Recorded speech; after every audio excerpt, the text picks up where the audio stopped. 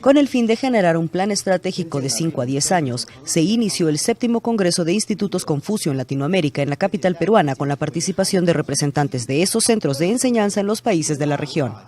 Otros objetivos son colocarse a la vanguardia en la calidad académica, aportando creatividad y conocimiento, adaptándose a la formación educativa de cada sociedad, fomentar la cooperación sostenible y mejorar el material didáctico. Los institutos Confucio de la región reciben gran apoyo de los gobiernos y también buena acogida de las poblaciones, que no solamente constituyen la base de la educación en el idioma chino, sino también es un importante puente de intercambio cultural entre China y América Latina. El primer Instituto Confucio en América Latina se estableció en el 2006 en México y en Perú en 2009. Ambos países, junto con China, son cunas de civilizaciones de larga historia y vigentes. El concurso Puente Chino, que anualmente organiza el Instituto Confucio, destaca tanto el talento de los jóvenes latinoamericanos en el aprendizaje de la lengua china y el conocimiento del que hace gala para interiorizarse en las diversas manifestaciones de la cultura del país asiático. En Perú, además de la PUCP, también hay institutos Confucio en la Universidad Ricardo Palma de Lima, con licenciatura en Interpretación y Traducción del idioma chino, la Universidad de Piura y en la Universidad Santa María de Arequipa. Y también se enseña chino en centros escolares. Hasta el momento, más de 5.500 estudiantes peruanos asisten a las clases de idioma chino.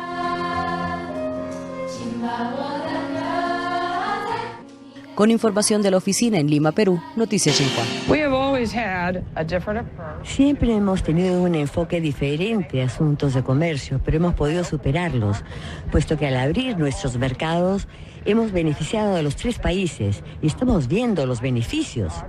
Dios mío, nuestro comercio con México en 1993, antes de entrar en vigencia el acuerdo en el 94, era de 75.000 millones de dólares. Hoy es 525.000 millones de dólares, así que todos han salido ganando. Una cosa que es interesante de ver de este nuevo acuerdo, de este nuevo esfuerzo, Estados Unidos en 94 diciéndole a México, el libre comercio es muy bueno, y en este 2017 México diciéndole a Estados Unidos, NAFTA es bueno y no como el presidente Trump dice. Nuestro acuerdo nos ha hecho la región más competitiva del mundo y tenemos que tener eso en mente. Y nuestros aliados más cercanos son nuestros vecinos al norte y al sur. Eso también hay que recordarlo. Nuestro comercio realmente ha florecido enormemente, las inversiones transfronterizas lo mismo, y hemos podido manejar también mejor los temas de seguridad que enfrentamos en este siglo. En su criterio, ¿cuál es el mayor riesgo para los trabajadores estadounidenses? ¿El libre comercio o la automatización? Los cambios en nuestra economía a través de la tecnología y la automatización realmente han hecho cambiar los trabajos. Muchos han desaparecido, no solamente porque robots están tomando sus posiciones, sino porque realmente hemos superado, estamos haciendo mucho más en cuanto a servicios que antes.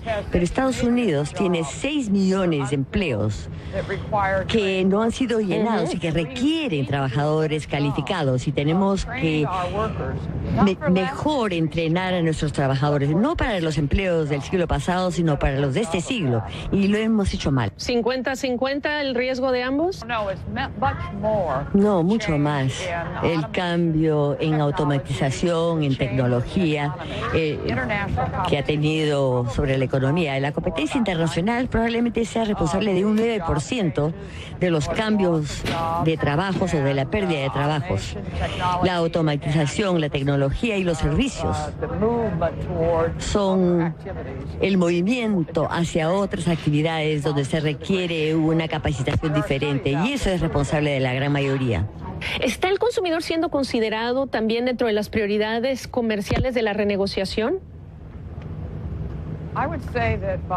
Yo diría que al cerrar los mercados, si uno tiene el 5% de la población mundial y el 95% de la población está fuera de sus fronteras, necesitamos esos mercados más allá de nuestras fronteras, y sus productos también. Hay que recordar que el 60% de lo que importamos son productos intermediarios que hacen que nuestras exportaciones sean más competitivas. No queremos cerrar, las zapatillas de tenis que vienen de otros países, porque eso daña a la gente de menores ingresos. Nosotros beneficiaremos a nuestra economía y a nuestro pueblo si podemos mantener abiertos nuestros mercados y también aplicar las reglas a las cuales hemos acordado con relación a cómo otros países manejan su comercio. Embajadora Carla Hills, ¿es buena idea deshacerse del capítulo 19 como ha pedido Estados Unidos? Bueno, el capítulo 19 tiene que ver con los recursos para el comercio. Yo creo que ha funcionado bastante bien. Tiene un panel que decide los casos en los que hay un desacuerdo. Ahora, pienso que se deben tener reglas que tienen que ver cómo se pone en ejecución el acuerdo de comercio. Hay 3 capítulos que tienen que ver con la aplicación de las reglas de NAFTA y esos 3 capítulos han funcionado muy bien. Los tiempos de la renegociación, cuando vienen las elecciones intermedias en Estados Unidos, las presidenciales en México, ¿es muy ambicioso pensar que acabemos en diciembre? Yo creo que si tienen una buena agenda y quieren una buena conclusión, deberían poder hacerlo. Hay que enfocar sobre las prioridades. Y a mi juicio, esas prioridades deberían ser abrir los mercados a nuevas áreas, tener una mayor precisión con respecto a la economía, a medida de seguir hacia adelante. Yo veo muchas cosas que tenemos en común en cuanto a nuestros objetivos, los que ha presentado nuestro representante comercial, con los que México estaría dispuesto. Para cerrar y no menos importante, los riesgos que hay en la renegociación, incluso el riesgo de un tuit del propio presidente Trump, ¿lo considera? Sería devastador para los 3 países y sería peor para los Estados Unidos, porque Canadá y México podían seguir adelante. Y de hecho todavía están negociando con el acuerdo transpacífico y nosotros no. Nosotros perderíamos muchísimo en cuanto a empleos, Producto Interno Bruto y nuestra relación con respecto a la seguridad en nuestra frontera. El mundo se está desmoronando a nuestro alrededor y tenemos la suerte de tener a 2 vecinos con quienes podemos trabajar en cuestiones de seguridad. Así que tanto desde el punto de vista económico como el de seguridad, tenemos que mantenerlo vivo. Reporte Trump con Javier Tello. ¿Qué mejor día para un reporte Trump? Sí, ¿Cómo estás? Carlos, buenos días. Javier, Ana, buenos días. ¿Qué nos trae? Pues el tema de Charlottesville y en particular la reticencia, renuencia de Trump de criticar a supremacistas blancos, a grupos neonazis, ¿no? Creo que es un tema de la mayor importancia. Hay 2 cosas de explicar. ¿Por qué es tan importante esto? Y ¿por qué no los critica, ¿no? ¿Por qué no lo hace? Creo que en cuanto a la importancia, tiene que ver con 3 cosas. En primer lugar, es una severa crisis interna nacional para Trump, que tiene que ver sobre todo con el liderazgo republicano. Este es un tema que afecta mucho su relación con el liderazgo republicano, que siempre ha sido tensa, pero tiene que mantenerse así tensa, no puede desbaratarse, ¿no? Y este tipo de temas la puede llevar a que se desbarate. Y también lo mete en problemas con el sector privado. Lo vimos con varios CEOs que renunciaron a estos consejos que creó y es otro grupo que también necesita a Trump para ser viable como presidente, ¿no? Entonces, primero es una crisis para su gobierno. Segundo, yo diría, es un tema que toca fibras muy sensibles para los americanos, sumamente sensibles, en donde no se puede uno callar sobre estos temas. 2 temas en particular, el racismo. Creo que lo que vimos en Charlottesville dice que este racismo está ahí en Estados Unidos, siempre ha estado ahí, está muy vivo, y es algo que hay que manejar con mucho cuidado. Y el segundo tema medio relacionado es el de la identidad del americano. ¿Qué significa ser americano? Y aquí el tema es el nativismo, es decir, aquellos que creen que los verdaderos americanos son los originales americanos, protestantes y blancos, no los originales nativos que estaban ahí antes. Y claramente Trump simpatiza con esa postura y es un gran debate nacional americano que genera todo tipo de tensiones, ¿no? Oye, y otro de los temas aquí es, pues pelearon una guerra mundial en contra del nazismo. Digo, fue el día D, millones de estadounidenses lucharon en la Segunda Guerra Mundial, miles murieron. Sí. y es incapaz de decir no al nazismo, Sí, al neonazismo. totalmente, pero yo creo que su defensa es más una defensa del nativismo. Claro. Que o sea, si hubieran sido neonazis y solo neonazis, el problema es que están ahí metidos y esos neonazis se codean con un grupo que es muy amplio, muy poderoso en Estados Unidos, que es el grupo de personas que tienen una visión nativista, ¿no? Ahora, si uno ve la narrativa pública, aparece en la mañana del viernes, que por ahí de las 11 de la mañana, que Trump está a 6 votos en el Senado de poder tener juicio político. Es decir, que hay tal descontento entre los demócratas, Sí. ya se sabía, pero entre los republicanos ahora, Sí. que está a 6 votos del juicio político. Y minutos después se da a conocer que Steve Bannon se va. Sí. Uno pensaría en automático, bueno, pues para que no le siga subiendo el agua, les entrega ni más ni menos que a su número 2, Sí. a Sí. Steve Bannon. Le dice, Al ahí está, ideólogo, ¿no? ahí está el racista, es el que me tiene en esta bronca. Sin embargo, las notas de prensa empezaron a reportear que Steve Bannon había renunciado desde el 7 de agosto y que no había visto al presidente Trump desde hacía 2, 3 semanas. Con lo cual, el Trump que no condena el racismo, el Trump que tolera a los neonazis, es el Trump real. O sea, no es Bannon hablándole al oído. Claro, a ver, yo creo que si corren a Bannon o se va Bannon, la semana más banonista de Trump. Ajá. ¿No? Entonces, claramente no es un tema ideológico para Trump. La salida de Bannon no tiene que ver con posturas ideológicas, sino habla del temperamento de Trump. Es un cuate inseguro, es un cuate errático, es un cuate que reacciona de manera impulsiva, y creo que la renuncia de Trump hay que leerla en ese contexto de Bannon tiene que leerse en ese contexto de la personalidad de Trump, y no es una postura de rechazo al nacionalismo cultural y el nacionalismo económico de Bannon. Ahora, de que es una buena noticia para México, Estados Unidos y el mundo, es una buena noticia para México, Estados Unidos y el mundo que se vaya Bannon. Déjame te disputo eso. ¿Es una buena noticia que Trump esté herido en el poder? O sea, entiendo que si se va Trump, pues sería extraordinario. Ya pongan a alguien normal y se acabó la historia. Muy bien. Habiendo dicho esto, un Trump herido que necesita una victoria fácil no puede estar tentado a dar un manotazo, por ejemplo, ahorita que está la renegociación del TLC. Totalmente. Es decir, que las cosas le salgan mal puede ser una muy mala noticia. Depende. Y no le han dejado de salir mal. Exacto, porque si te salen mal las cosas con Corea del Norte, pues puede llevar a un ataque nuclear. Eso es muy grave. Entonces, yo soy de los que piensa que el que le vaya mal no necesariamente es una buena noticia. Depende qué significa que le vaya mal. Ahora bien, en el Tratado de Libre Comercio en particular, de repente el Tratado de Libre Comercio se vuelve una posible victoria para Trump si sale un acuerdo. Entonces, en una de esas, yo lo veía muy poco probable. Pero conforme le va mal en otras no salió de la reforma a salud, esto es un relajo, de repente el que algo salga y se firme, Ahora, se vuelve algo lo que dice Carlos es, la base lo que quiere en realidad es que se vaya del Tratado de Libre Comercio. O sea, de ahí surgió parte de su promesa de campaña, y si se sale, pues la base va a estar feliz, ¿no? Yo creo que sí hay ese riesgo. Yo creo que todo este tratado se negocia en la sombra de Trump, bajo la sombra de Trump, con esa posibilidad. Creo que lo sabe todo mundo y no hay manera de saber si sí o si no.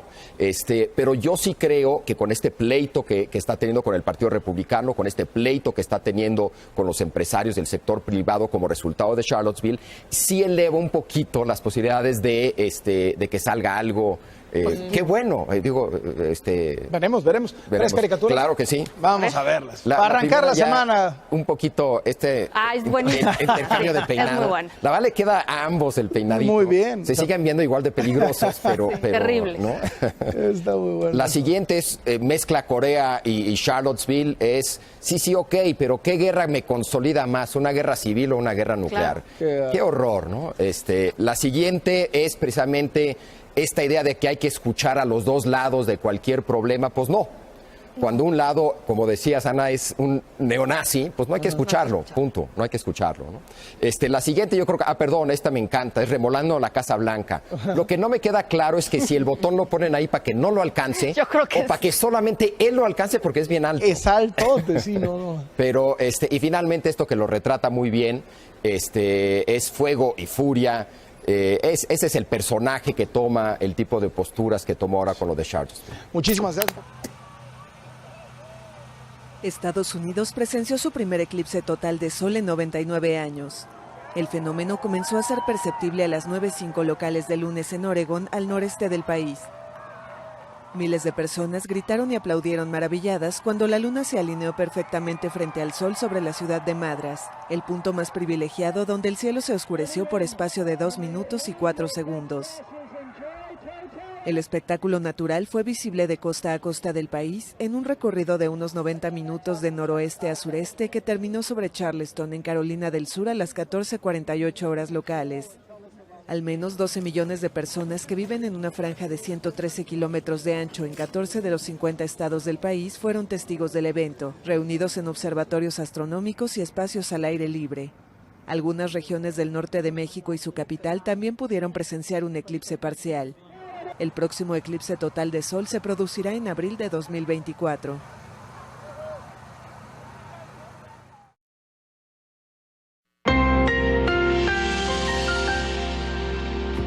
Si Estados Unidos quiere mantener el liderazgo económico frente a un gigante como China, hay una forma: la inmigración.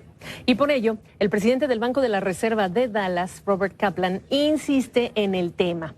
En un discurso, Kaplan subrayó que es importante que el país se asegure de no afectar las fortalezas que han permitido a Estados Unidos lograr el éxito económico.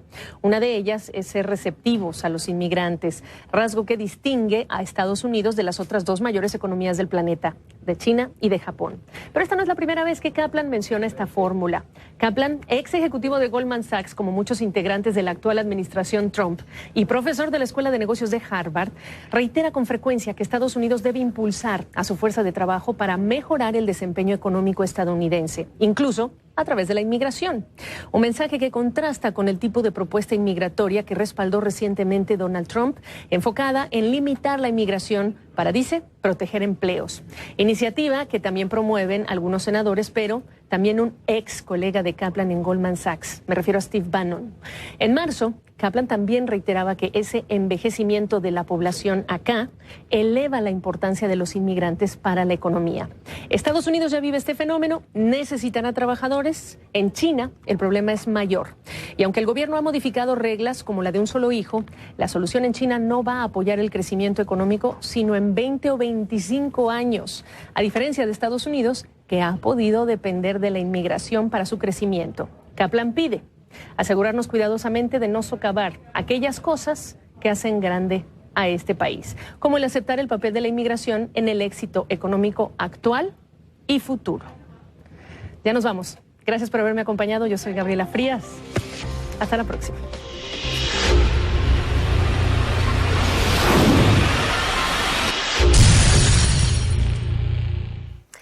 El par euro-dólar está bajo la presión y en riesgo de retroceso. Fran Chandal de Forest Daly me acompaña en la línea para discutir este tema. El dólar se debilitará debido a la inflación y veremos el cambio en la dirección hacia este par en el corto plazo.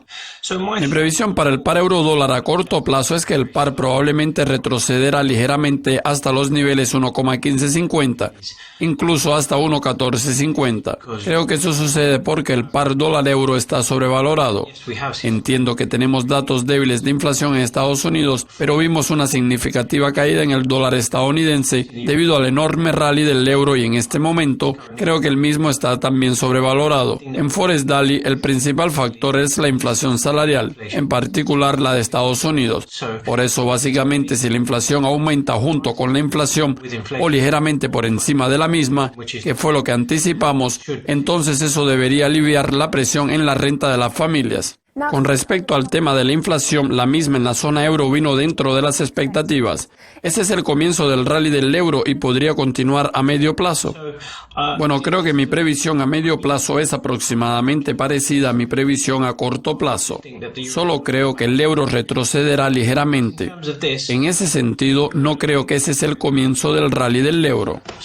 Yo creo que retrocederemos ligeramente y mi previsión a medio plazo para el par permanece en el nivel 1,16. Por el contrario, ¿qué riesgo podría afectar al par a largo plazo? Y si el BCE extenderá o finalizará su programa de flexibilización cuantitativa hasta finales de 2017. Mi previsión para 12 meses es de cerca de 1,12. La razón por la que puse ese número es porque pienso que más en adelante, durante este año y principios del próximo, debemos ver algunas cuestiones relacionadas con la política italiana. Tal vez surgirán algunos problemas con el referéndum en Italia. Además, no podemos afirmar si el programa de flexibilización cuantitativa se extenderá. Creo que la resolución puede tardarse mucho más de lo que la gente anticipa. Creo que el mercado quedará decepcionado con el euro. Raja, muchas gracias por su visita. Con esto concluye la edición de hoy, pero sigan conectados para más entrevistas y análisis.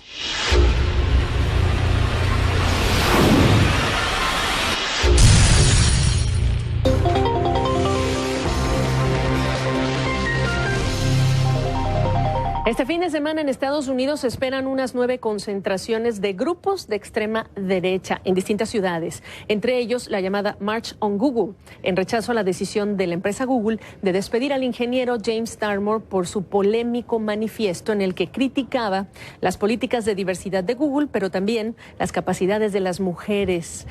Desde los eventos de Charlottesville hace una semana, la reacción de Donald Trump del sábado, cuando responsabilizó a todas las partes de la violencia vivida y de la muerte de una joven y 2 policías, sin referirse a los supremacistas blancos y los neonazis, causando el primer shock nacional, llegó el lunes, cuando emitió otro comunicado que calmó la controversia, y de lunes al martes desde Nueva York, cuando regresó a su opinión original, el presidente ha perdido mucho apoyo de empresarios, políticos, de la sociedad. La prensa nacional e internacional también se aseguran de mostrar su opinión al respecto, con ilustraciones elocuentes, sugerentes, con símbolos del Ku Klux Klan. En su editorial de The Economist, por ejemplo, la revista dice que el presidente es políticamente inepto, moralmente estéril, temporalmente inadecuado, mejor dicho, por temperamento, inadecuado para la presidencia. Si ven la portada de en medio, el ilustrador de The New Yorker, de esta otra revista, explicó que el tibio rechazo de Trump a los grupos de odio, en lo que dice pareció un esfuerzo para proteger a sus votantes, lo inspiró para hacer esta ilustración. Y a su derecha, un brazo arriba, sugiriendo el saludo nazi, ilustra la portada de la revista Time con la historia central: odio en Estados Unidos. Pero hasta la familia Murdoch, aliada de Trump, no ha evitado criticar al presidente por otras decisiones a través de sus distintos medios. Y esta vez, James Murdoch, el más joven de los hijos y presidente ejecutivo de 21st Century Fox, se refirió al momento actual. Y lo hizo en un correo electrónico personal, dirigido a algunos amigos, un correo, por cierto, del que obtuvo una copia el diario The New York Times. Y en ese correo, James Murdoch dijo: ni siquiera puedo creer que tengo que escribir esto. Rechazar a los nazis es vital. No hay nazis buenos o malos, o klansmen o terroristas buenos. Demócratas, republicanos y otros deben de estar de acuerdo en ello y no arriesgan nada al hacerlo. Murdoch dijo que él y su esposa donarían $1 millón a la Liga Antidifamación de Estados Unidos, que lucha contra el antisemitismo. Así que el capítulo de Charlottesville en la historia presidencial de Trump incluirá la desbandada de empresarios, de los consejos de asesores, y Trump, evitando que siguiera, pues decidió ponerles fin. Y por aquí empiezo la conversación contigo, Jorge Suárez Vélez, allá en Washington. La desbandada de empresarios que prefieren por principios decir me distancio, lo dicen públicamente y lo dicen aduciendo principios. ¿Qué semana? Qué envidia, ¿no, Gaby? Ojalá viéramos un poco más de eso en América Latina, donde la clase empresarial se le impusiera a un presidente que está haciendo algo que es reprobable. Yo creo que esto es algo que es importante y que reduce la tensión con respecto a la volatilidad de un presidente tan errático como ha sido Trump, en la medida en que hay instituciones como lo ha sido la prensa, como ha sido las Cortes, como ha sido el Congreso incluso, y ahora incluso también los empresarios, pues se limita el daño que se puede hacer con políticas que pueden ser fallidas. Entonces, hablando de Estados Unidos, claro que todo el mundo pensaría: qué envidia ver empresarios que opinan así, que lo hacen en favor del país, pensando en el país o de los principios o valores, y menos de la política o los amigos, como muy bien dices, Jorge. El momento que está viviendo Estados Unidos en relación con ese distanciamiento empresarial y lo que dijimos, el Club de Golf Mar-a-Lago y las organizaciones caritativas, que además, ¿qué organizaciones que se están distanciando del presidente? ¿Cómo lo ves? Lo veo bien, Gaby. Yo creo que lo que está generándose es una especie de activismo mucho más extendido. Creo que se está forzando también a que muchos de estos temas que estaban ahí presentes o latentes, pero que no estaban realmente sobre la mesa, se pongan sobre la mesa, que esa discusión pase de una vez por todas. Lo que hoy también nos damos cuenta es de que se generó mucho resentimiento al tener un presidente afroamericano como fue el caso de Obama, donde pega por dos lados, porque hubo un afroamericano en la presidencia, pero también por el hecho de que se piensa que ya porque lo hubo, entonces ya se vale hacer un racismo mucho más abierto. Entonces, yo creo que es importante y que seguramente esta sociedad puede salir fortalecida con ello. ¿Tú crees que se disculpará Donald Trump como se lo está sugiriendo Mitt Romney, el exgobernador de Massachusetts, por cierto es candidato presidencial? Porque en una nota que fue difundida en Facebook, él dice que la vacilación de Trump de explícitamente condenar a estos grupos se puede convertir incluso en un tema de seguridad nacional, Jorge. Yo creo que la salida del señor Bannon hoy es ya una medida importante. Se empieza a ver mucho más fuerte la mano del general Kelly en el grupo cercano al señor Trump. Se habla ya también de que Ivanka, la hija del señor Trump, podría estar regresando a Nueva York. Y en este proceso para normalizar una presidencia que ha sido todo menos normal, podríamos empezar a ver qué es lo que el Partido Republicano decide hacer con esto. Y yo creo que para términos económicos, Gaby, es la parte más importante. Hay una agenda ahí pendiente, un Partido Republicano con una gran necesidad de victorias y de poder hacer cosas que su base perciba como positivas.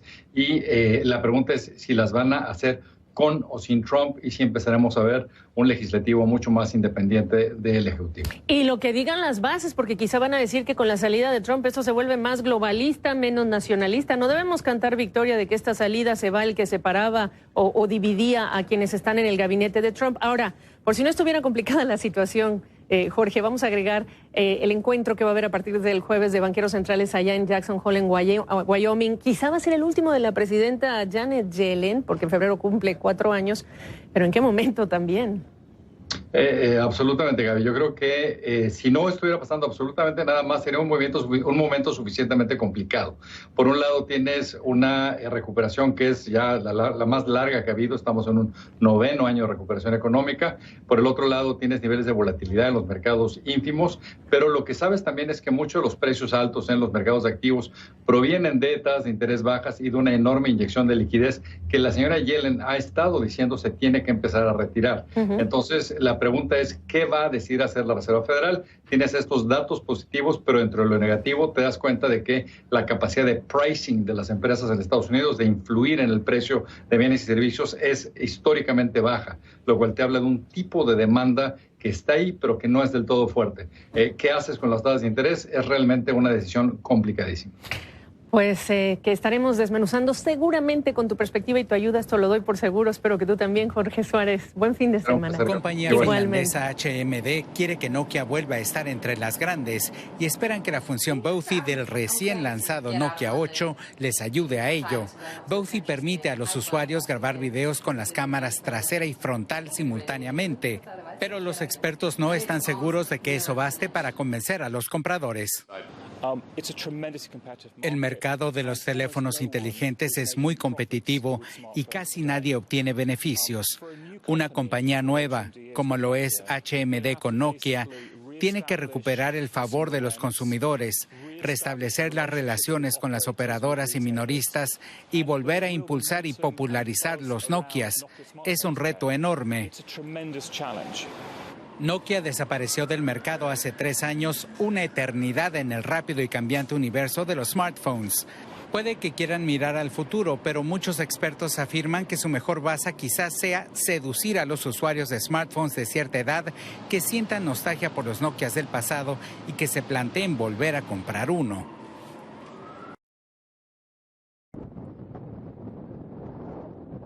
El municipio de La Ventosa hace honor a su nombre en el estado mexicano de Oaxaca, donde los fuertes vientos son capaces de empujar autos o hasta camiones.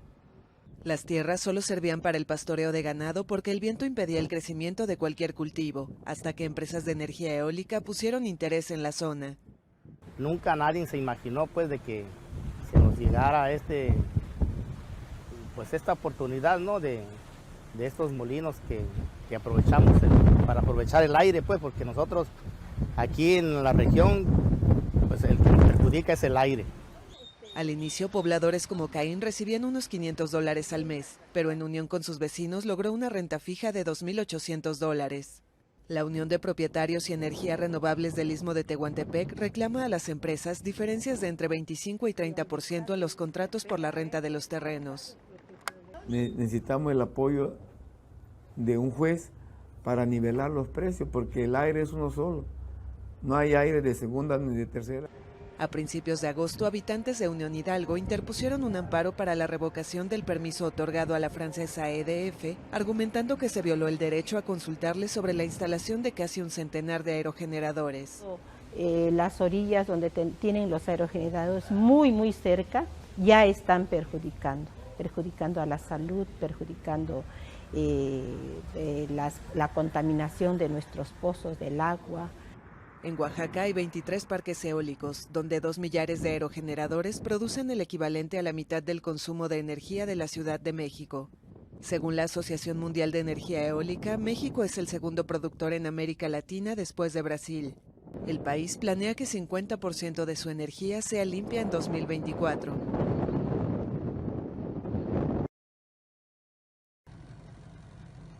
Ecuador protestó ante el embajador de China en su país por la presencia de una flota pesquera de 300 embarcaciones que navega cerca de la reserva de las Islas Galápagos.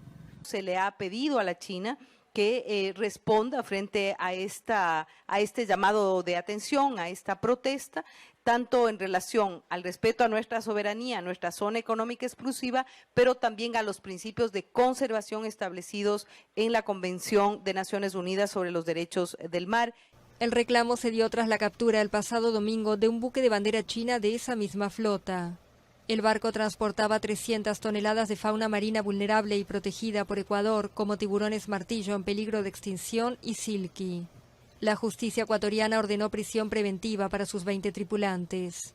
La Armada de Ecuador reforzó en tanto las operaciones de control dentro de la zona económica exclusiva insular.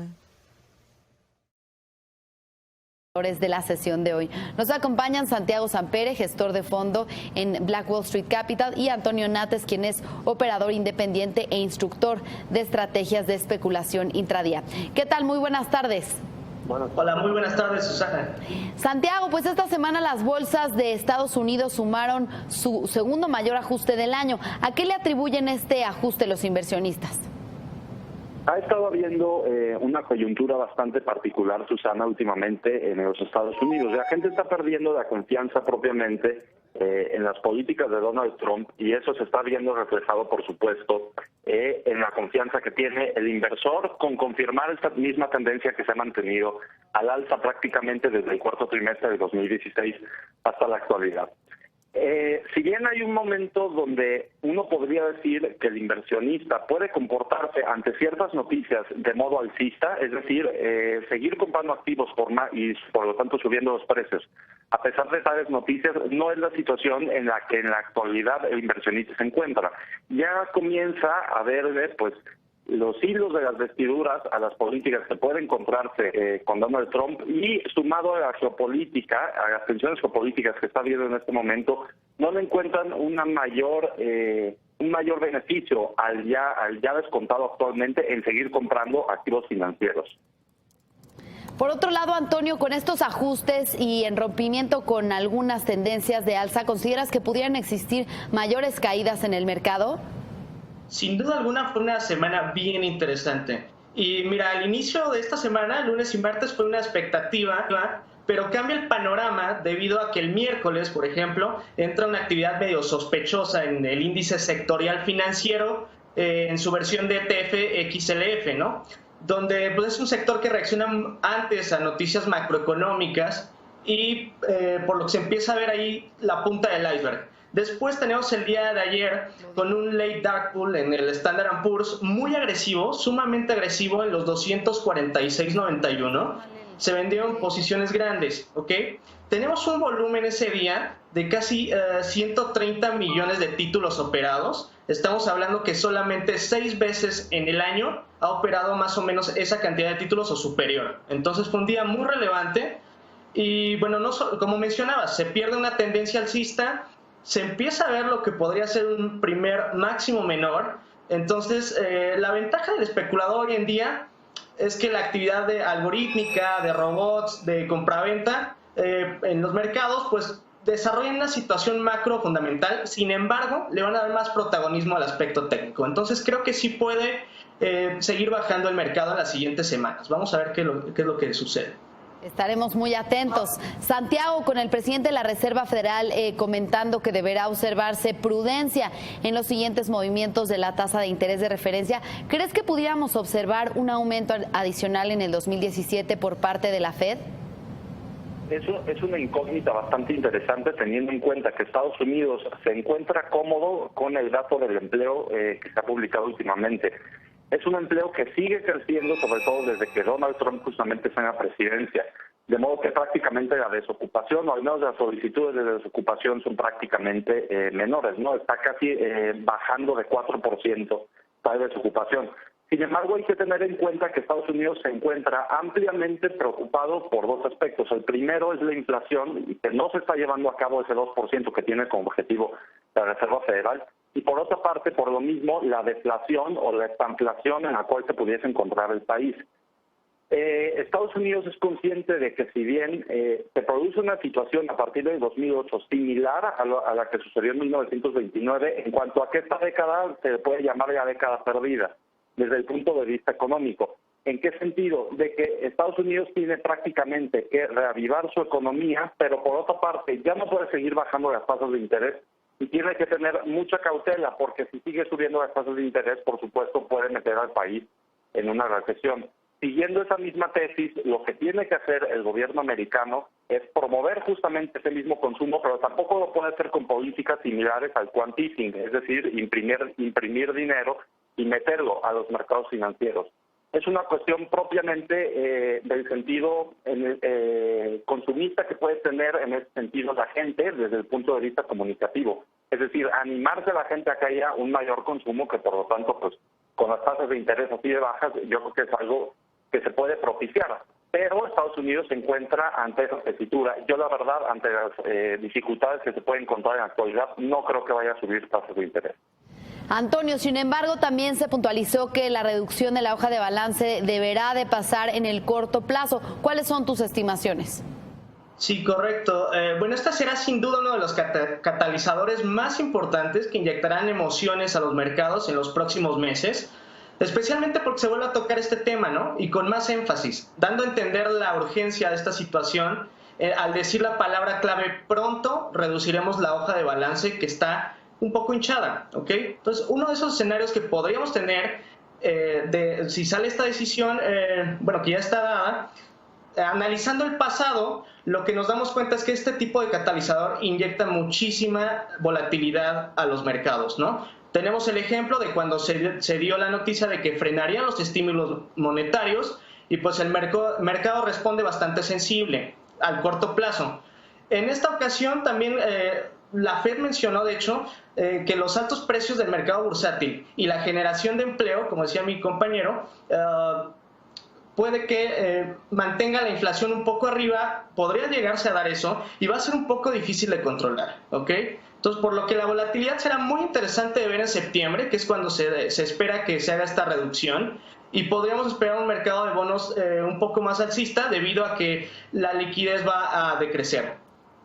Santiago, ante los cambios del mercado en la última semana, ¿dónde observas que se coloquen los capitales inteligentes actualmente?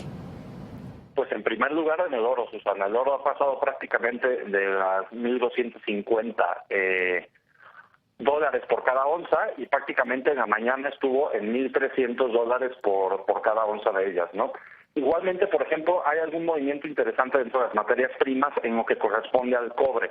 Sin embargo, si uno quiere estar expuesto propiamente a un mercado en concreto o demás, en Estados Unidos, por supuesto, desde el punto de vista del especulador, uno tiene que empezar a ver el lado corto del mercado. En ese sentido, por ejemplo, podríamos continuar, y teniendo en cuenta que la demanda, por supuesto, se va a ralentizar mucho en el caso de México, a pesar del aumento del consumo y el optimismo acerca del mismo, las tasas de interés son mayores, lo cual disminuye el crédito que hay dentro del mismo mercado, por lo cual yo creo que en este momento no podríamos alcanzar unos nuevos máximos o una precesión significativa en la renta variable en el caso de México. Hay que destacar, por ejemplo, el caso de China y Europa. China ha presentado unos datos macroeconómicos superiores a los estimados, y luego, por otra parte, Europa sigue con los programas de quant easing, es decir, inyectando dinero a los mercados financieros, que por lo tanto ese dinero en gran parte acaba parando justamente en los mismos activos, ¿no? Renta variable, acciones, bonos. En ese sentido, podríamos aprovecharnos, por ejemplo, una cartera de bonos mexicanos a vencimiento de corto plazo y podríamos aprovecharnos también de acciones en el largo o mediano plazo, sobre todo en Europa y en China, si bien no en Estados Unidos, a menos que estemos operando del lado corto, es decir, apostando a que va a haber alguna tendencia bajista pequeña, puede ser que pequeña, pero que ya no va a ser alcista el mercado estadounidense. Bien, pues Antonio, con esta misma pregunta, en tu opinión, ¿a dónde ha rotado el capital inteligente en las últimas semanas? Pues mira, Susana, parece que todo indica en esta semana que se fueron al oro, ¿sí? Donde vimos muchísima intensidad de algoritmo táctico, sobre todo los días, el mismo día que cae el S&P, se mudan a dos ETFs, el favorito de las dark pools, que es IAU, donde ingresan muchas órdenes en 12.24. El otro ETF era GLD, donde entran en 122.16. Entonces, la formación que tiene este activo, el oro, está bastante interesante, está en una zona precipitada de resistencia, por lo que faltará confirmación por encima de ese nivel de precio, ¿ok? De momento vemos algo de volumen, vemos algo de testeo en la resistencia. Hoy cierra el gap alcista que había generado, entonces está la expectativa. Pero la parte más interesante, sin duda alguna, fue la del petróleo. El petróleo, nos encontramos en una tendencia ligeramente bajista de corto plazo y hoy genera un rendimiento muy alto, ¿sí? Entraron el día miércoles, me parece, 1.300 millones de títulos a un corro de 4.86 en el ETF OIL, que representa al petróleo. Mucho volumen, nunca habíamos visto una cantidad tan grande de una dark pool en este activo y mantiene en este momento una correlación muy cercana a cero con el S&P 500 y alta negativa con el dólar peso a nivel intradía. Entonces eso le da muchísimo atractivo a este commodity. Por lo que resta del mes, siento que tomará una independencia interesante y ahí están dentro los grandes tiburones. Bien, pues muchas gracias por el análisis de la jornada de hoy. Santiago Sampere, gestor del fondo Borsen, y Antonio Nates, operador independiente e instructor de estrategias de especulación intradía. Muy buenas tardes, que tengan gran fin de semana. Buenas tardes. Muchas gracias, Susana. Hasta luego. Gracias. Vamos a la pausa y al regresar, el secretario de Economía, Ildefonso Guajardo, asegura que el Telecán no se está... Steve Bannon, consejero y jefe de estrategia de la Casa Blanca, fue despedido.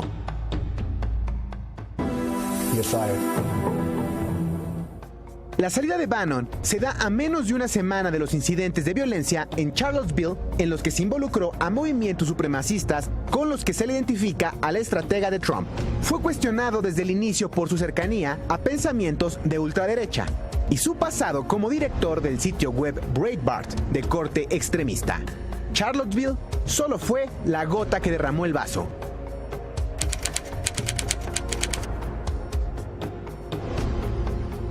Steve Bannon tuvo una carrera meteórica en la Casa Blanca. Fue uno de los hombres que le dio triunfo a Donald Trump. If you want to see the Trump agenda, it's very simple. It was all in the speeches. He went around to these rallies, but those speeches had tremendous amount of content in them, right? I happen to believe, and I think many others do, he's probably the greatest public speaker in those large arenas since William Jennings Bryan. Y ya en la Casa Blanca, su influencia de Bannon sobre Trump fue sumamente criticada por los medios de comunicación, a quien incluso apodaron el gran manipulador. Donald, that's enough fun for tonight. Can I have my desk back? Yes, of course, Mr. President. I'll go sit at my desk.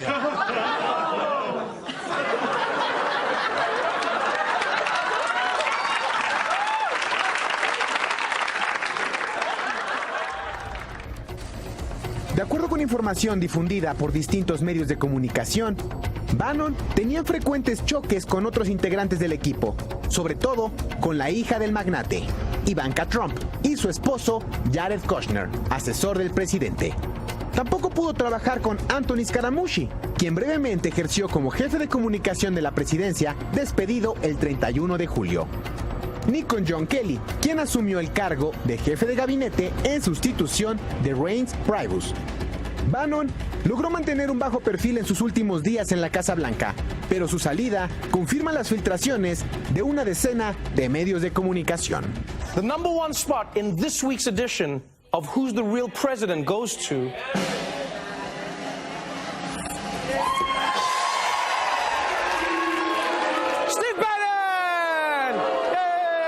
Steve Bannon. ¡Yay! Para el financiero Bloomberg, Amílcar Salazar Méndez.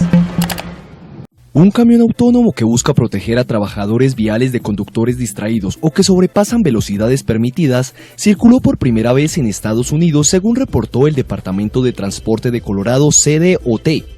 El llamado vehículo autónomo de protección contra impactos, el primero de su clase en el mundo, cuenta con tecnología militar y está diseñado para ser chocado. En la jornada de este viernes, el camión participó en tareas de repintado de carreteras en Fort Collins, en el norte de Colorado. La multinacional Ford resaltó la importancia del nuevo vehículo, teniendo en cuenta que en promedio cada 5,4 minutos se produce un accidente en zonas de construcción en Estados Unidos, dejando 70 heridos al día y 12 muertos por semana. Según el CDOT, cada año se registra en promedio más de 1.500 accidentes en zonas de construcción vial y desde el año 2000 171 personas han fallecido en esos accidentes.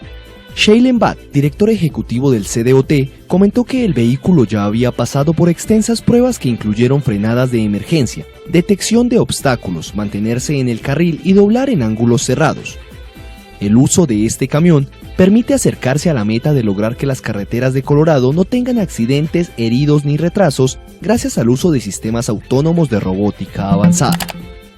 En medio de su visita a Argentina y en el marco del foro Invirtiendo en los Empleos del Futuro que tuvo lugar en el Centro Cultural de la Ciencia de Buenos Aires, el presidente del Banco Mundial, Jim Yong Kim, invitó a los gobiernos a crear un ecosistema empresarial que genere más actividad laboral e impulse el emprendimiento, la innovación y que potencie la creatividad.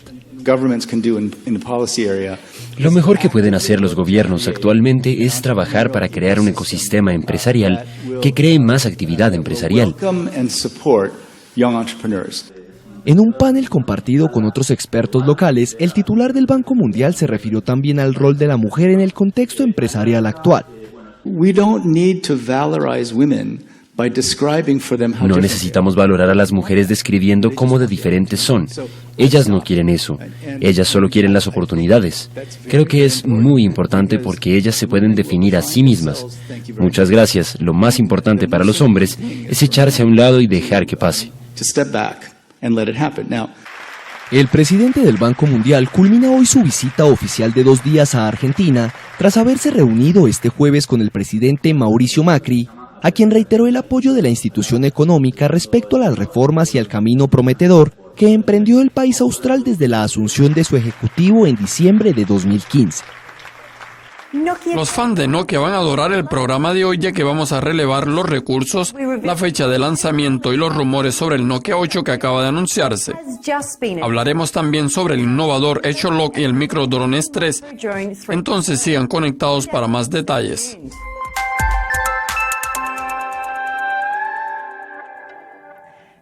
El Nokia 8 es el primer teléfono de la marca desde 2014 y está llevando a la locura a los fanáticos en todo el mundo. Algunas de las características sorprendentes incluyen una cámara con sensor dual, un nuevo diseño, un chipset de gran alcance, una resolución Quad HD y una pantalla de 5,3 pulgadas. El modelo Nokia llegará al Reino Unido en septiembre de este año y el precio oficial es de 599 euros. Aún no se ha confirmado si el Nokia 8 será lanzado en Estados Unidos y Australia. Amazon lanzó el Echolog equipado con Alexa, un dispositivo que desempeña el papel de un personal estilista. El mismo usa solo comandos de voz. Echolog toma fotos y hace videos cortos. La cámara cuenta con iluminación LED integrada, sensor de profundidad y una función para desenredar el fondo. Usted puede incluso obtener una segunda opinión con el Stylist Check, un servicio que combina consejos de expertos en moda con algoritmos de aprendizaje de máquina. Nunca fue tan fácil tener su propio consultor de moda. Por ahora, el Echolog se vende en el sitio de Amazon solo para invitados por $200. Micro Drone 3 está trayendo la experiencia de vuelo a la palma de su mano. El dispositivo es pequeño, inteligente, transmite escenas HD a su teléfono. Es personalizable y fácil de usar. Además de eso, el Micro Drone 3 viene con una cámara de 720 píxeles con una actualización de micro gimbal y posee características de realidad virtual. El dron innovador ya está disponible para la compra online por $195. Estas son solo algunas de las novedades tecnológicas que llegaron al mercado en este momento. Gracias por vernos y no dejen de compartir con nosotros sus comentarios sobre esos y sus productos favoritos. Hasta luego. Agradezco muchísimo que esté hoy con nosotros Benjamín Ortega. Él es director editorial de Paréntesis.com. Bienvenido siempre, Benjamín. Gracias, Pau. Buenos días. Decía yo hace un rato en el avance con Carlos Doret que nos vas a hablar de los cuadernos del futuro. Así es. Adiós al papel.